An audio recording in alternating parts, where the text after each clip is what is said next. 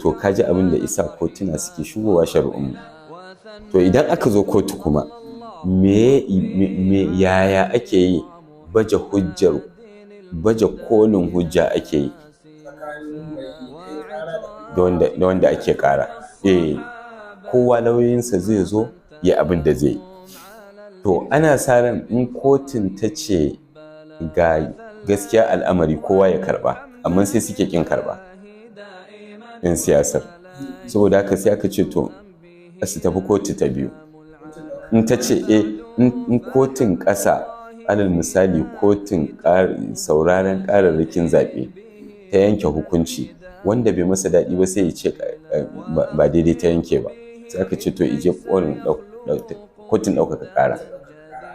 In ya je kotun ɗaukaka ƙara ana sa ran a bibiyi yadda aka yi shari'a a kotun ƙasa, a ga ko akwai wani kuskure ko son zuciya. In akwai ta gyara, in babu ta ce wancan shari'a ta yi. Ana sa ran mutum ya karɓa. In aka ce waccan kotun ta ƙasa ta yi kuskure,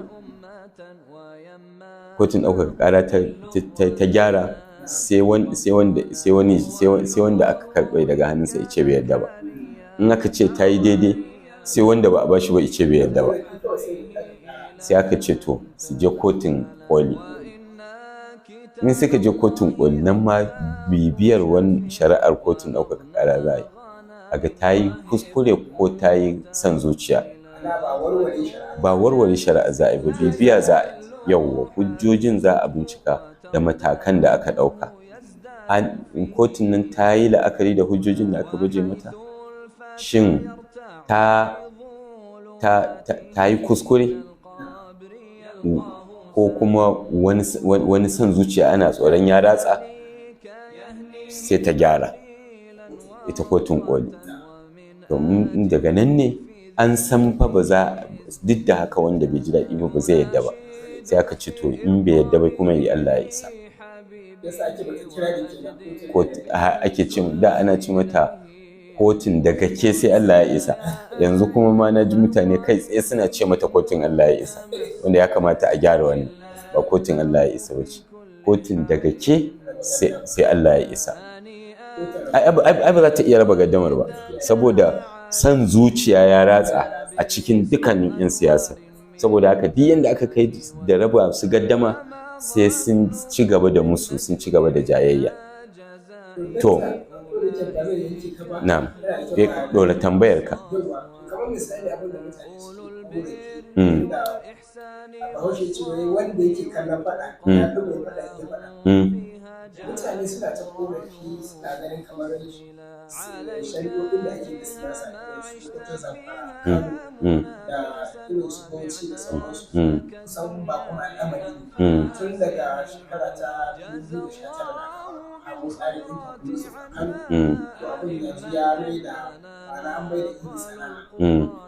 Shin akwai wani abu da ke tabbatar da wato ɗan takara ya takara ba tare da sanin jam'iyya ba har ya zamanto ya ci kujerar da yake a kanta ba tare da kotu ta san da wannan ba, ko kuma su ita hukumar INEC?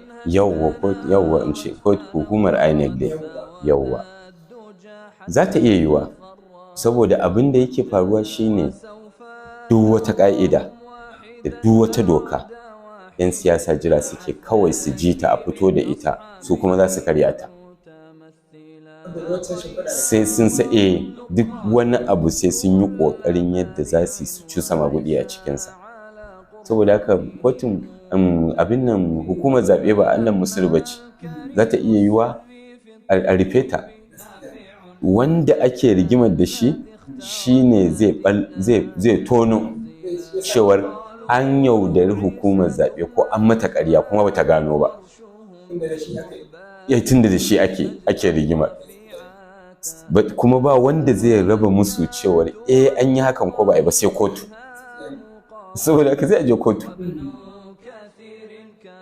Wannan shine abin da yake faruwa, kuma ba sabon abu bane. Tun da aka fara siyasa a Najeriya haka 'yan siyasa suke yi. Awolowo bai yadda da zaɓuɓɓukan duk da aka yi ba a jamhuriya ta farko. kuma duk sanda ije kotu gani in bai ci ba gani ike kotun ba ta daidai ba. A jamhuriya ta biyu bai taɓa yadda da wani zaɓe ba, bai taɓa yadda da zaɓe ba, kuma ina zuwa kotu, kuma in bai ci ba ji yake an masa ba daidai ba. Buhari a jamhuriya ta 4 sau 3 yana faɗuwa zaɓe, amma kullum baya gamsuwa ji yake kotun ba ta yi masa daidai ba har sai da ici zaɓe. To kuma yanzu duk wanda ya faɗi zaɓe bai yadda ba, saboda haka sai ya je kotu, kuma in kotun ta yanke hukunci sai a ce bai yadda ba. Ya ilahi, ya ake so a yi, ya ake so a yi. Ita kamar shekarun baya akwai wata jam'iyya da aka ce ba ta da ɗan takara, amma tana cikin sahun jerin masu neman takarar kujerar gwamna. Haka. Kuma ba zan iya tuna wace jiha hakan ya faru, amma wannan jam'iyya ta zo ta ci kujerar gwamna ba ta da ɗan takara. Shin wannan tsarin har yanzu ana a kansa ko kuma? Idan haka ne kuma an je kotu kuma ta tabbatar cewa ya ci zaɓe bayan ba ɗan takara ba ne shi, sai an bibiyi wannan shari'ar an ga me ya faru, ba kawai fitowa za a yi a faɗi ra'ayi a kafafen yaɗa labarai ba. Idan yanzu alal misali zuwa aka tabbatar da cewar wacce ta ce ta ci zaɓe,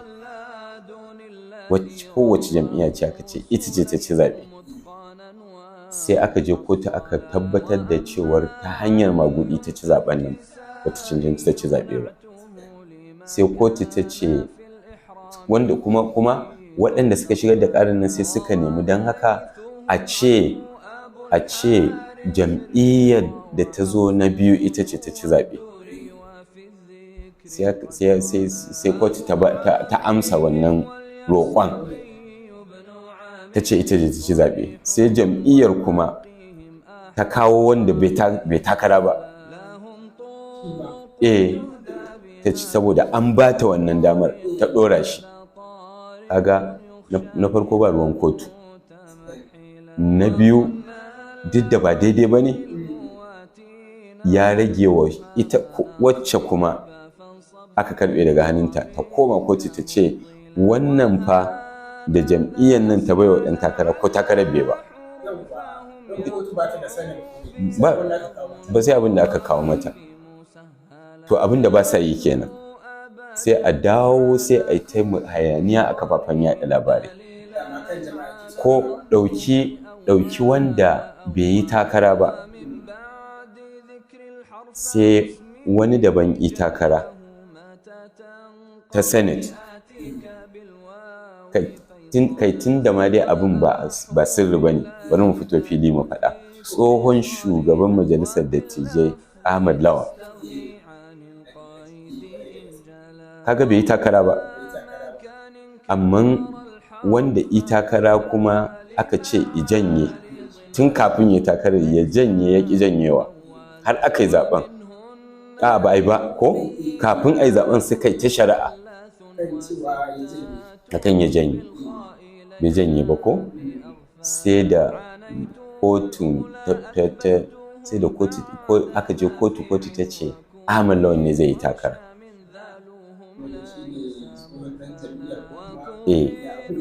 To ko me wannan dalilan, wato a kotun za a warware ba a kafafen yaɗa labarai ba.